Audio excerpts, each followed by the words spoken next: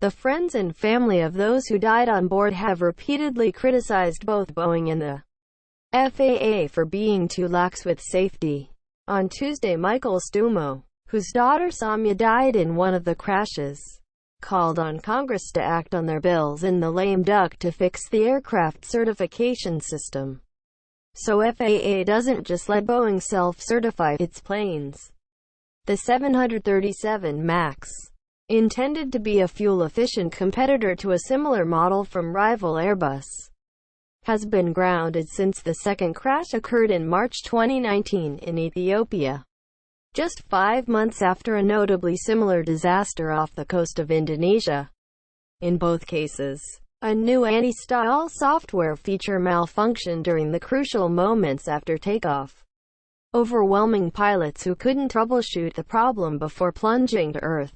Multiple probes have outlined safety gaps revealed by the crashes, including technical oversights in the plane's design, Boeing personnel who sought to conceal information, allegations of lax FAA oversight, and a culture that allowed the plane to be certified with an anti-stall feature that the manufacturer and the agency did not inform pilots about. Boeing commissioned a 5-month independent review of its own policies and processes and has made several significant changes to its structure. Those include the establishment of a permanent aerospace safety committee to oversee all aspects of product and service development, all the way to delivery and maintenance. Other FAA orders in the last 20 months have required Boeing to correct previously undetected flaws unrelated to the crashes, such as those involving the MAX's wiring and its lightning protection system. In an appearance Wednesday morning on CNBC, FAA Administrator Steve Dickson said the fixes made to the MAX make it impossible for the airplanes to have the same kinds of accidents that unfortunately killed 346 people. Those scenarios, those conditions, can no longer happen. But none of those changes touch the regulatory system that the FAA's critics say lies at the heart of the crisis, one in which the agency allows manufacturers and their agency-approved designated employees to certify large swaths of a plane's design as safe. In the case of the 737 MAX, that process, according to House Democrats, allowed Boeing to mislead the FAA about the development of the jet, failing to disclose major changes to an anti-stall feature for fear that costly pilot training would be required. Congress has repeatedly enacted laws requiring the FAA to carry out the delegation system, known as the Organization Designation Authorization, expanding on a system that had been in place for decades in a smaller way.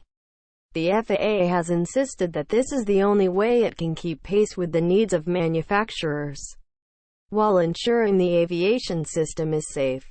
The agency also has suggested that the FAA's process for empowering Boeing employees to act in its stead is robust and multiplies the technical expertise being applied to scrutinizing designs.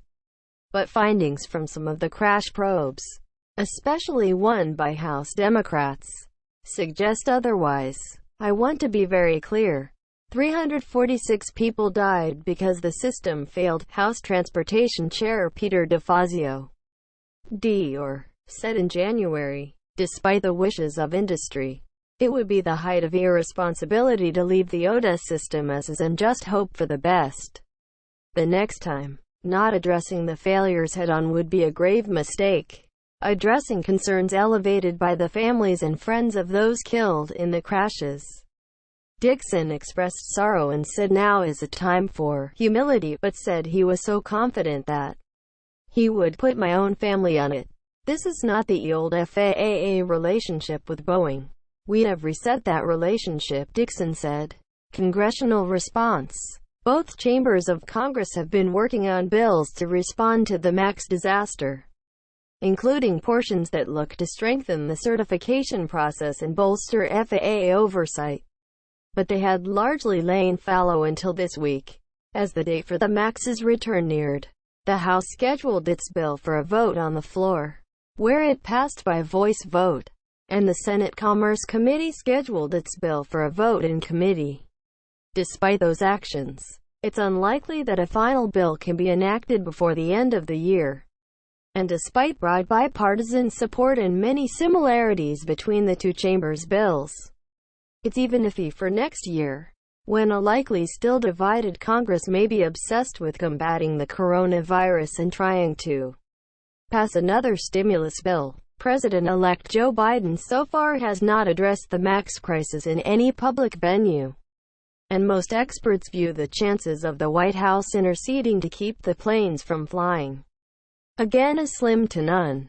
In addition, the official overseeing the plane's return to flight, Steve Dickson, the current FAA administrator, is serving a fixed term that won't expire until July 2024. Congress's most recent major change to the ODA program came in 2018, as part of a law reauthorizing the agency.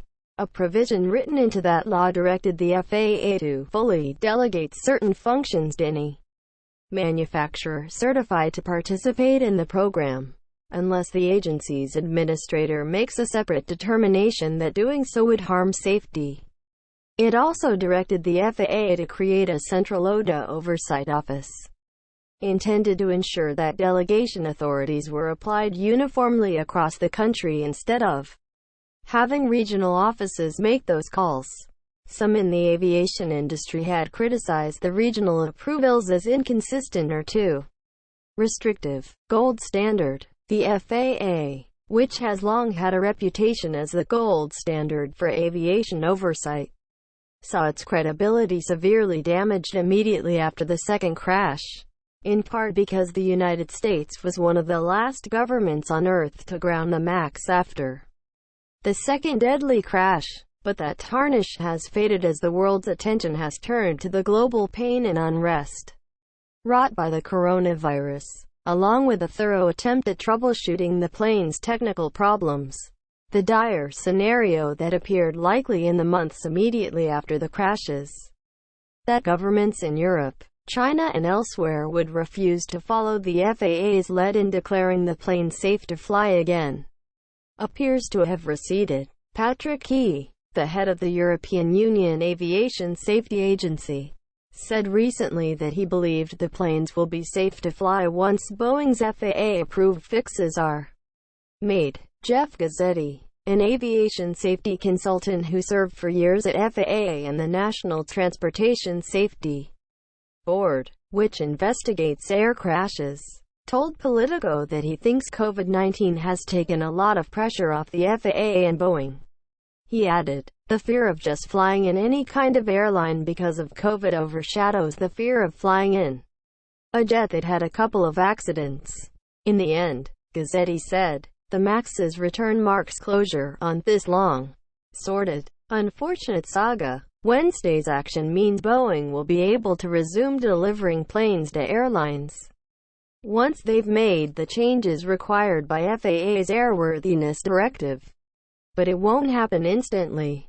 Airlines that already have the jets in their fleets need federal sign-off that they've made the required changes before they can begin flying the MAX again. Southwest Airlines, the largest U.S. operator of the MAX planes, said in October that the MAX will likely remain out of the company's published flight schedules until at least second quarter 2021. American Airlines plans to start easing the MAX into very limited service over the winter holidays, and then evaluate. Passengers will be notified that they'll be flying on a 737 MAX. How we got here. Once the planes were grounded, a battery of probes commenced, from a chartered special panel to a criminal probe from the Justice Department. Many, but not all of them, have now concluded. The crashes quickly focused scrutiny on a software feature meant to prevent dangerous stalls, called the Maneuvering Characteristics Augmentation System. In both deadly crashes, investigators found that MCAS repeatedly pushed the plane's nose down, triggering a cacophony of cockpit alerts that pilots struggled to sort out during the crucial moments just after takeoff. The way the plane used MCAS was born in part due to Boeing's desire to design the plane in such a way that the FAA would certify the MAX as just a new variant of its longtime workhorse, the 737 passenger jet, rather than an entirely new aircraft.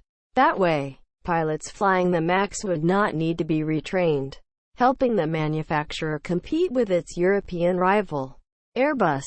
Boeing was so confident that it would be able to avoid retraining that it promised its airline customers a reimbursement of $1 million per plane should the FAA require retraining.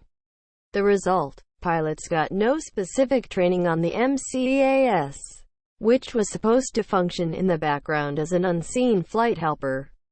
That proved fatal when faulty sensor data incorrectly told the software that the plane was climbing at a dangerously steep angle, triggering a chain of events that caused the MCAS to plunge the aircraft into the earth while the pilots desperately tried to override the system. In the immediate wake of the crashes, some, including top House Transportation Republican Sam Graves, RMO, himself a pilot with a commercial rating, in part blamed poor pilot training by foreign airlines, contending that U.S. pilots are well trained enough to have avoided crashing.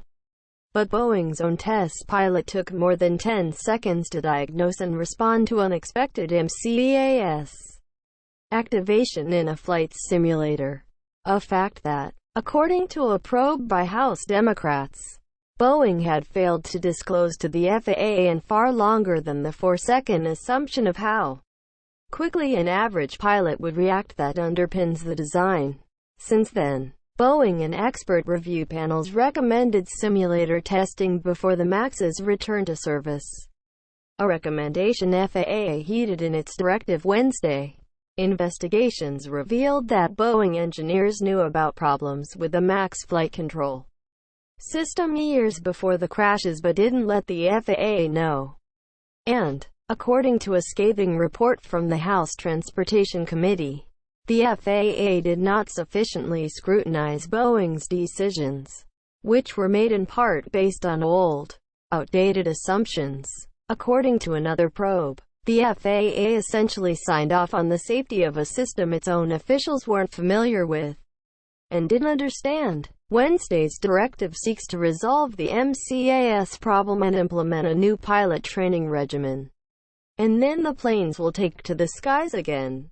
The MAX's return won't necessarily improve Boeing's financial outlook, which took a multi-billion-dollar hit from the mass grounding and is now suffering even more from the weight of the pandemic. Passenger traffic through U.S. airports is still less than a third of normal. It's still going to take a while, months and years, for the tremors from this watershed accident to calm down, Gazzetti said.